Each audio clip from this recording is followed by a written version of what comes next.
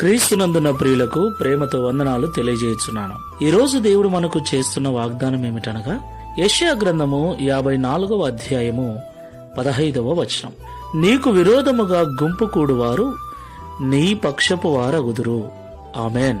నా ప్రియమైన సహోదరి సహోదరులారా, ఈ లోకంలో జీవిస్తున్న మనము ఎంత మంచిగా బ్రతుకుతున్నా, ఎంత ప్రార్థనా జీవితం కలిగినా, ఎంత నెమ్మదిగా ఉన్నప్పటికీ మనమంటే గిట్టని వారు, సరిపోని వారు ఎవరో ఒకరు ఎక్కడో ఒక చోట ఉండనే ఉంటారు.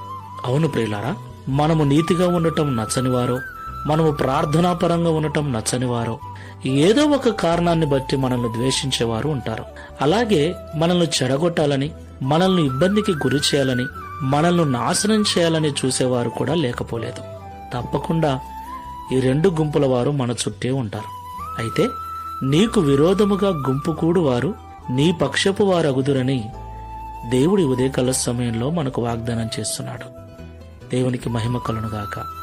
అవును ప్రియులారా, మనం ఆరాధిస్తున్న దేవుడు మన శత్రువుల ఎదుటనే మనకు భోజనము సిద్ధపరచగల సమర్థుడు. మనకు శత్రువులైన వారిని మిత్రులుగా మార్చగల సమర్థుడు. అంతటి గొప్ప దేవుడు, ప్రేమగల దేవుడు మనకున్నాడు. కాబట్టి మనకు విరోధముగా వినబడుతున్న మాటలను బట్టి, మనకు విరోధముగా మనుషులు చేస్తున్న ఆలోచనలను బట్టి భయపడక, దేవుడు చేస్తున్న ఈ వాగ్దానమును బట్టి విశ్వాసముతో ప్రార్థనాపూర్వకంగా ముందుకు వెళ్దాం. ప్రార్థన చేసుకుందాం. పరిశుద్ధుడైన ప్రభువా, ప్రేమగల తండ్రి, మీకు స్తోత్రాలు. ప్రేమ స్వరూపుడవునైనా నీవు ఎంత ఘోర పాపినైనా క్షమించగల మనసున్న దేవుడవు తండ్రి, నీకు స్తోత్రాలు.